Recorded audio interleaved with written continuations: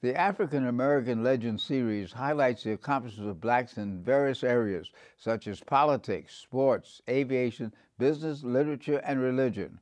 We will explore how African Americans have succeeded in areas where they'd been previously excluded because of segregation, racism, and lack of opportunity. I'm your host, Dr. Roscoe C. Brown, Jr., and with us today is Madaha Kinsey Lyon, the Executive Director of a great organization known as Mind Builders. Now, Madaha, tell us, what was the inspiration for Mind Builders? I had thought in terms of having an independent school. I had attended NYU, had majored in education, taught for a couple of years in the public school system, and was really concerned about that system and what was happening with our children there. And to my surprise, the school ended up being an art school because I was taking my daughter to Manhattan.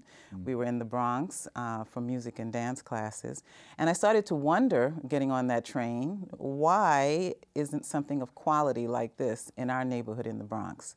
And approached the pastor in a local church and asked him about renting some space on Saturday. Let's try it out. And took off from there, really. The waiting lists were tremendous, and I saw that other families, other parents, saw the need as well. Now, what do you say your mission is? If you say two primary missions, what would they be? I would say to inspire the growth of youth, families, and the community through quality arts education. And the bigger vision, really, is to transform lives, to build community, to transform lives using the power of the arts. Now, it's interesting. You talk about the power of the arts, but one of the things we talk about now, the cognitive skills, the writing, the reading, the literature, etc. How do the arts help to improve those particular kind of skills?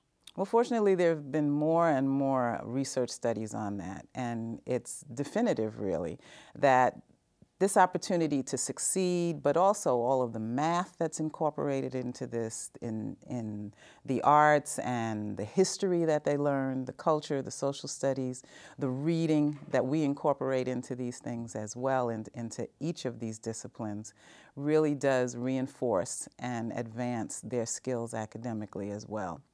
For so many students, this is a rare opportunity to succeed. Now, give an example of how the arts and math come together. Well, in science, there's so much in terms of, and math, really, the fractions that are used when you're reading music, 4/4 time, the beats and the counts, and reading the music on the staff and on the page, and having to learn by very hands-on methods to really use your mathematical and arithmetic skills as well. But suppose I brought a 7-year-old child to Mind Builders. What would you do as the first thing as we came into Mind Builders? I'd want to find out what the young person is interested in. Well, at 7, they may not know. They may not know. We have a whole range of instruments, saxophone, flute, clarinet. I might ask the child if they know of any of these instruments, piano, drums. Maybe they want to act. We have a musical theater program if they've seen things on television or been to a play. Do you sing? What kind of music do you like? What kind of songs do you sing? Have you seen dance? They have so much dance now on television with Dancing with the Stars and all of the idol shows as well, which really expands their vision and determination in some ways. We have ballet, African, modern, tap, and we have hip hop. So sometimes we may start with something like hip hop if they don't know anything else, and then encourage them to try out a tap class, try out a ballet, try out the violin here as well. Now, how many children do you serve in a given year? We have over 400 students we serve each week. And these go from 3-year-olds who take classes with their parents in Suzuki violin, and it goes up to senior citizens who may take voice lessons or a modern jazz class, piano lessons. So we have all ages, but most of our students, I would say, are between 6 and 16. Okay, now, how long have you been in operation, Mind Builders? I started Mind Builders in 1978, so we're in our 33rd year. Congratulations. Now of operations. Thank you. Well, how did you manage to keep this going? Because money's always a problem. I know people pay some limited fee, but how do you get this thing funded? That is how I started. We didn't start with a grant. We started with parents paying $14 a month back in those days to take a class once a week, to have their child take a class once a week. So we have a mixture. We're fortunate that we have both those who pay a sliding scale. It's nowhere near the actual cost of the class, but that's supplemented by some private foundations, some corporations, some government as well. But those things have been severely cut, so that we're really having to look more to individual donors and the private sector to help support what we're doing. And we have fundraisers. We have parents, some parents who volunteer, but our teachers are professionals, and they are paid, and this is their livelihood. How many teachers do you have? We have almost 30 teachers. Most of them are part-time. And they come in to teach those particular classes. I mean, they're professionals in their field. They're professional performers. They have to have an extensive teaching background. We have annually evaluations of the teachers as well, progress reports for the students that are required. So our curriculum is both rigorous and exciting. Yeah. Well, as the executive director, founder, etc., you must spend a tremendous amount of your time raising funds. Yes, yeah. And telling people like today about your great program. When is your next big fundraising effort? Well, we have a number of initiatives right now. We have a building that's under renovation. We were in that building from 1987, and it was only partially renovated. It's a former municipal building. Where is it located? 3415 Olinville Avenue is the construction site, because we are now completely renovating the building. Instead of only using 2 floors and a mezzanine, all 4 floors will be used. We'll have a theater in there, the dance studios, a recording studio, a cafe, which all of these are some earned income opportunities as well. So we're expanding in that way, looking at revenue needing to be generated from the audiences and the participants and the community as well. We have a recital. Our big dance recital is coming up on June 18th. We'll be at the Bronx High School of Science, and that's always a really exciting opportunity to see what the students have been working on. And our music recitals are going on in May as well. Now, one of the things that is very noteworthy is that the program is in the Bronx, and it's up in the North Bronx. Yes. And so you must get a lot of people who come from the South Bronx to come as well. Or do you most of the people in your catchment area in the North Bronx? Well, from all over the Bronx, and sometimes we even have students who come from New Jersey and Manhattan and Queens, but most of our students come from the North Bronx area. But we're very accessible in terms of transportation, so we really serve the entire borough. The building itself is near the number 2 train. We're in an interim site now, renting space in a St. Brendan former convent building, and that's near the D train. All of the buses are there near Montefiore Hospital, so it's very accessible. So they do come from throughout the borough and the city. Now, if anybody wanted to find out about Mind Builders and enroll their child or volunteer, how would they get in touch with you? Well, they can call Mind Builders at 718-652-6256. We also have a website, mind-builders.org, which has some of the information. While the dance classes won't be registering again until probably May, because they're all getting ready now for those performances, we do still have some openings in music. We have a summer folk culture program, which is really exciting. We'd be registering teens during the spring for that. And we have Positive Youth Troupe, which is a really fabulous musical theater company of teens that tour, and they get training in drama and put together their own productions that they take for free. So those bookings are available now of those performances, and we're auditioning teams now. In other words, if a group, community group, wanted to have some performers, they would come and perform. They could look at having PYT, Positive Youth Troupe, the director, Gilbert Brown. They could look to have that troupe come and perform for them in April or May. Well, it's very interesting. You use the term Mind Builders, you use the term Positive Youth Group. So everything you're dealing with is positive development of young people, mostly African Americans. The question that I would be interested in, how do you expand this model? How do you expand this model? Because this really is Madaha Kinsey Lamb and her energy getting this thing started, and now you got alumni and so on. But how do you expand this model throughout New York City or throughout the country? What are some of the elements of expansion of the model? Well, part of our trademark is really the participation of families, for one thing. But one of the things we're looking at now is grooming some of the young adults that have been in the program. We're looking at those who are 18 to 25 years old, who may be kind of phasing out of some of the teen-oriented programs and have them now in a small kind of career development core. They're learning about marketing, and these are things where they may be marketing their own productions eventually, but they're learning now how to market Mind Builders productions that they're in and our classes. And I'm looking really to see who's going to be coming up behind us to take our shoes, to get in our shoes, to step in our shoes, and start to run Mind Builders in the Bronx or start to run it in other boroughs or, you know, I always had the vision, other countries as well. Well, succession, leadership succession is always a problem for social agencies that are started by a charismatic, energetic person.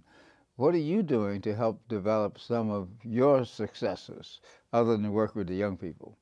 Well, we're expanding our board. We're looking to really expand that significantly. We have a tremendous amount on our plate, tremendous opportunities, and we're looking for folks to come in both to advise and be thought partners, to contribute, and to hook us into their network of folks who can help during this phase of strategic planning. We're in the process right now of developing a 3-year strategic plan to look at just the kinds of things you're talking about, succession and board development and having young people learn how to run these things and the staff that we have now to look at. How many new board members do you want? Because maybe some people watching might want to say, I want to become a board member of Mind Builders. Yeah.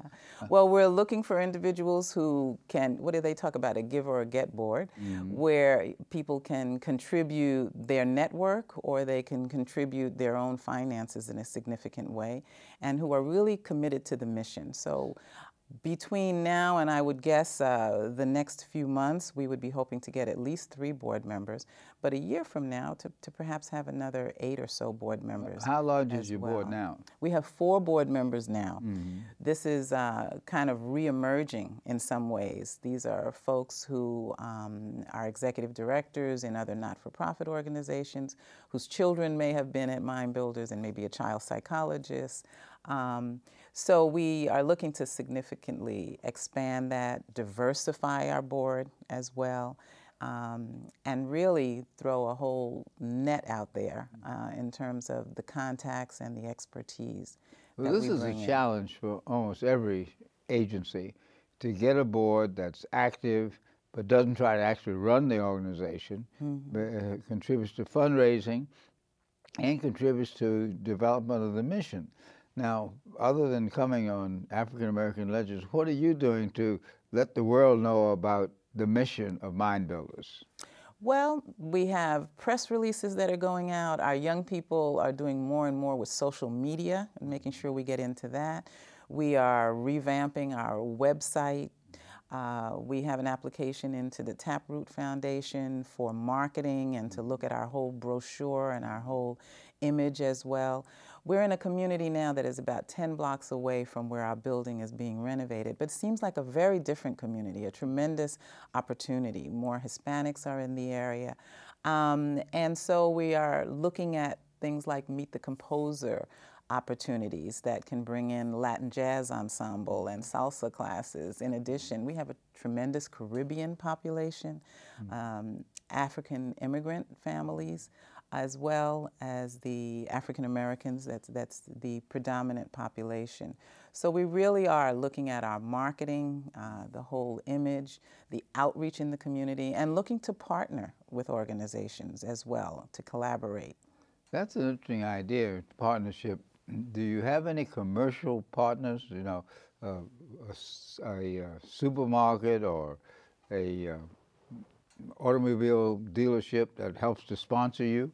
That's a good idea. It's a very good idea, yeah. I was just thinking about Dick Gidron as well last week.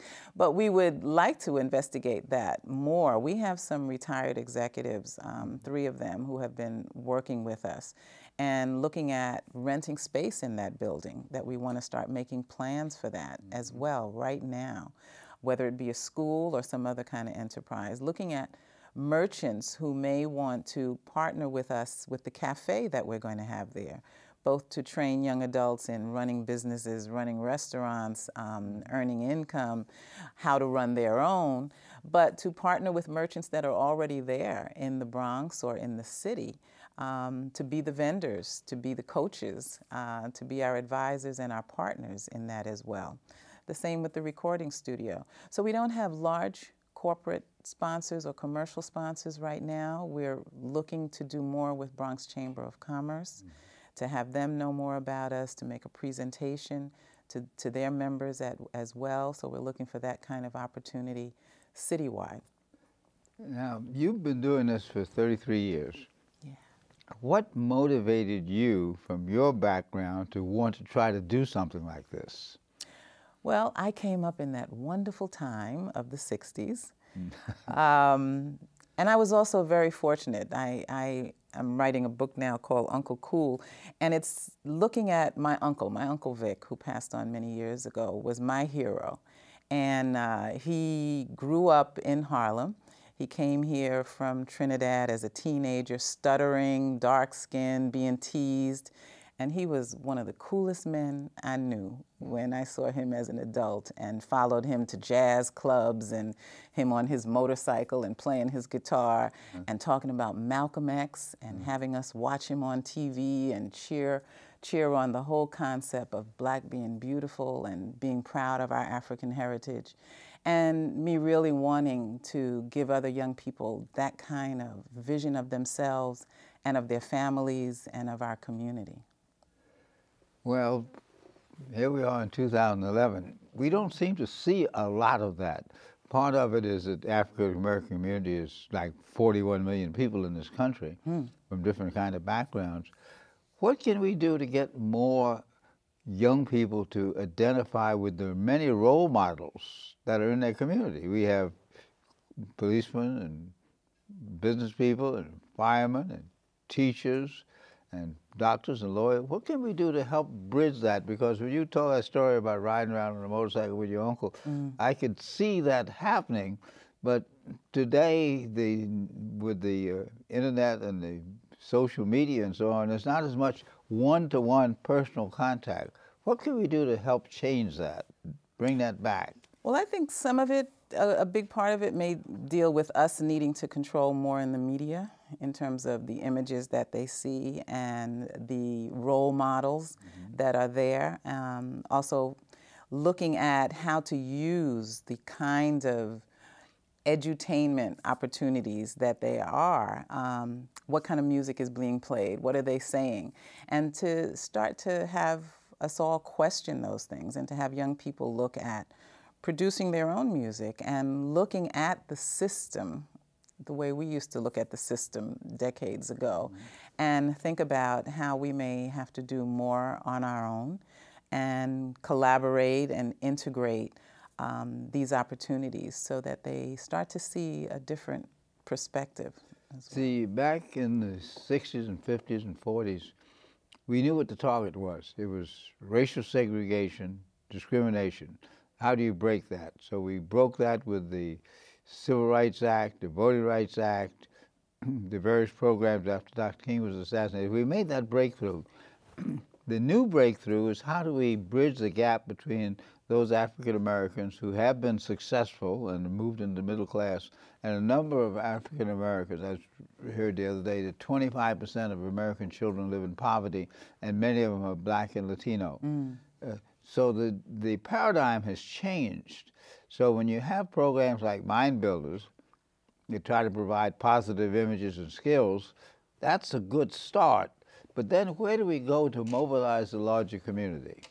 Well, I think we are growing this nation in programs like Mind Builders and so much is not publicized that is actually going on, that is cultivating the minds of young people and their parents and the community members as well, to see that it is possible to start your own.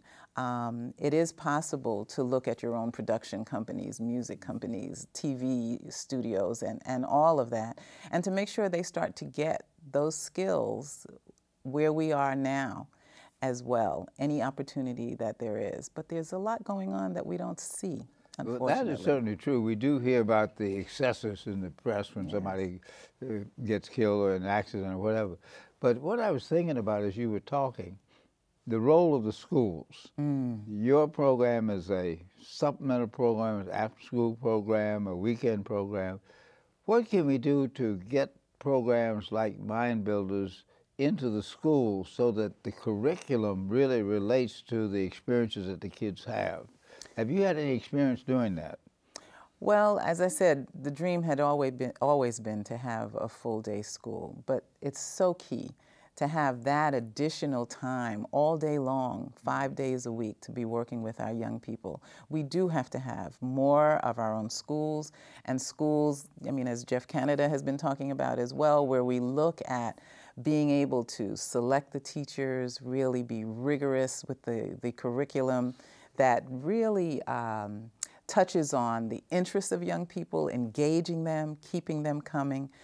The curriculum, the teachers, the schools are key. But there are some public schools that do that. Yes, they are. And they have charismatic leaders like Madaha Kinsey Lamb.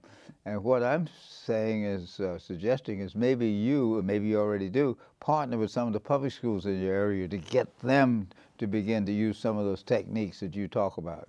I'm really hoping that this building will be an opportunity to have something like a middle school right there, so that during the day, the building and the rooms and studios are being used both for academics and the arts, integrating both of them, and after school and weekends to have the whole community brought in for instruction, for performances, for events. So we are looking for that kind of opportunity and very much focused on education and a school being a partner with what we're doing. Now, the other part of this development of young people's arts and culture is sports and physical activity. Do you do anything at Mind Builders with sports and physical activity? We do have a good martial arts program, a very good instructor with that who's been with us for many years. And back in the day, when there were some other city grants, we used to have after school and evening centers in some of the local schools in the area, which included swimming and basketball and all of that, like at Evander Childs High School and Richard Green. That funding has dried up in many ways, but there are other opportunities, and that's one of the ways to look at bringing in many of our males, the young boys as well. And we do have quite a few of them also in the dance classes. Hip-hop classes help, and then to expand their horizon in other ways as well. There are other organizations in the Bronx, like the Sports Foundation, that uses sports to relate to school and so on. Have you worked much with other organizations? I know when you have your own organization, you have to keep the center on what you're doing, but have you worked much with other youth-serving organizations in the Bronx? Well, we're closer now to Mosholu Montefiore Community Center, and so we're working with them, collaborating with their youth component, where we have an actual internship where some of our young adults are being paid on a regular basis for their career development program. And some of this time is spent with Mind Builders and some spent in the workshops preparing them for the work world as well. We've looked at things with Dream Yard and other organizations, but we're really looking to expand that much, much more. So very much open to that and reaching out for those kind of opportunities. Now, the Summer Youth Program provides jobs for young people working in parks and recreation centers and environment. Do many of your young people get involved with the Summer Youth Program? Yes, we usually each year have summer youth work something available for both our students and for students to be able to come in. And they look at our community folk culture program, for example, as a job, and many of them may be under the summer youth employment in order to get their payment, their compensation, their stipend for that. We're collaborating with the Smithsonian Museum in DC with the Community Folk Culture Program. It's called the Will to Adorn Project is the theme that we've been their community partner on. And young interns go out and they interview people in their family and in the neighborhood. It's a whole intergenerational piece.